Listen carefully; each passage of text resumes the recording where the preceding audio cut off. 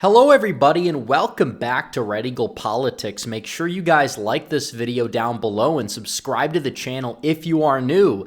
So we finally got our new Speaker of the House, and believe it or not, he's actually pretty good. And the party became united. They finally found their compromise candidate, even though his record is almost as solid as somebody like Jim Jordan's record, and he's Mike Johnson out of the state of Louisiana. Not a lot of people know about this guy, but many people do say that he is a stealth fighter. He's somebody who has a very solid record, but he also is very reserved. He's somebody that likes to get things done, and while he doesn't outwardly necessarily piss off the establishment 24/7. He tries to remain in everybody's good graces. His voting record shows that he is going to be somebody who will take a stand against the uniparty agenda, which is something that's very good, and we love to see it. And we're going to get into his record, but there have been so many naysayers about this whole process. Oh no, Gaetz can't hold McCarthy accountable. Who knows what could happen? Well, whether people trusted Gaetz or not the whole way, if you didn't trust him, now is your turn to sign the Matt Gaetz apology form. You could sign it, fill it out, tweet it at me, do whatever you got to do. But either way, Matt Gaetz has been proven correct, and it was the right move because you got rid of Kevin McCarthy. Not only that, you held him accountable for promises that he broke. Are we not allowed to do that? Really? We're not allowed to hold our leaders accountable? Well, whether people think Gaetz' stunt was sincere or not, it was the right thing to do. And now he's been proven correct because of the fact that you have a solid new Speaker of the House that is far better than Kevin McCarthy, far, far better than past speakers like Paul Ryan, and somebody who can unite the party under a solid agenda, and he can keep everybody in line, and we love to see it. And he also, if Donald Trump gets in the White House come 2025 in January, he will have somebody to work with who is not hostile to his agenda, who is solid on foreign policy compared to most other Republicans, who is very solid on the issue of immigration. So you're looking at the big picture here. This is a massive victory. I don't want to hear anybody that said, well, you don't ever know what could have happened. Doesn't matter. Matt Gaetz, once again, proven correctly. And a lot of people were suspecting that we would get somebody worse like a Tom Emmer. But Tom Emmer, Donald Trump went out there, even though Tom Emmer was glazing Trump on a phone call over the weekend, talking him up, saying, I'll support you, sir, doing all this, that, and the other thing. Trump was not exactly blinded by that whatsoever. He saw right through it, and he put the will of the country first and said, nope, you're not going to be Speaker. I'm not going to support you. And even though it seemed like some of the House Freedom Caucus was going to whip votes for him because they believed that Emmer would be more controllable, I personally don't really believe so. Well, it failed, and now you have Mike Johnson, who a lot of people call like a stealth member of the Freedom Caucus because he is somebody who has a very solid voting record but isn't exactly that well known and isn't exactly formally a part of their caucus. Either way, he's going to be the next speaker. And Tom Emmer dropped out when it was very apparent that he couldn't get the votes. And I think you have to credit Donald Trump a lot for that, and maybe even credit Trump for the whole process just as much as you have to credit somebody like Matt Gaetz. And Trump endorsed Johnson. A lot of people endorse Johnson, and when you have the party behind one individual, well, this is what happens. Johnson was able to get through, and I hope he's going to be a very good speaker. So once again, the Matt Gaetz apology form, it must be signed. But furthermore, I do want to talk a little bit about Mike Johnson because so many people don't know this guy. And you're going to have a lot of people that are saying, well, a lot of these neocons are voting for him.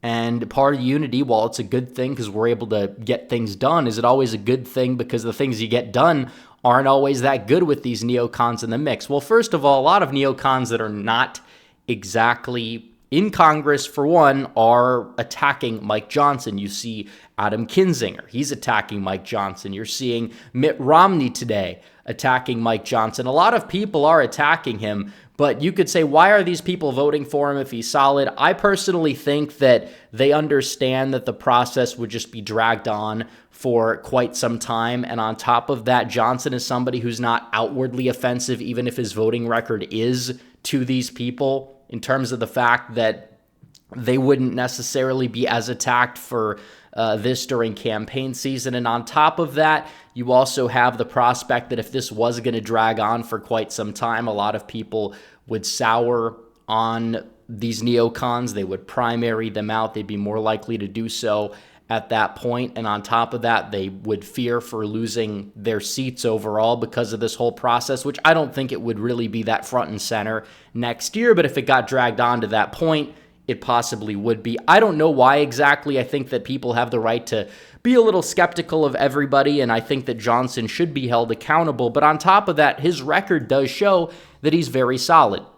His Liberty score, 74%, far higher than McCarthy's and Emmer's. He is from the state of Louisiana. He served in Congress since 2017. Mostly solid voting record. And when it comes down to 2020, he supported the Texas amicus brief that Ken Paxton submitted, the lawsuit that was Texas v. Pennsylvania that voted against the certification of 2020. So when it comes down to issues like that, it shows that he's not really on the side of the establishment, even though he does it quietly. He's not voted in favor of any funding for Ukraine other than the initial funding bill, which I think a lot of people are bringing up. Like, he supported them initially, and technically that's true, and I'm not really fond of that. But ever since then, he's been 100% solid. The pro-Ukraine report card group gives him an F rating. They give most Republicans higher than that, but even though he did vote for the initial funding, he's voted staunchly against it since. He's made statements against funding Ukraine. So overall, I think this is a massive step in the right direction compared to Ukraine flag pin McCarthy. Overall, that's a good thing. He supported Trump's ban on terror-prone nations. He didn't do the whole virtue signaling game. And on top of that, Numbers USA for immigration, they give him a career A. He has supported a de facto immigration moratorium in voting in the past, which is very good. And overall, they give him an A+ on pretty much everything. He wants to lower the amount of immigration overall, not just illegal, but legal as well. And I think that if he is going to be Speaker of the House for a potential second Trump term, you're going to see a lot more done on immigration than you saw when Paul Ryan was Speaker of the House. So this is a massive win all around. There's really no way to chalk it up.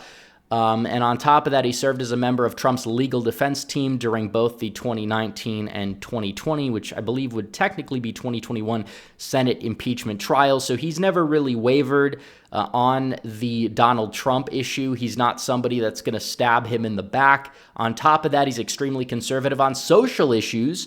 In 2022, he introduced the Stop Sexualization of Children Act, which would prohibit federally funded institutions from promoting child sexualization, I believe is what this tweet meant to say, and transgenderization of children. On top of that, it just seems overall he's solid.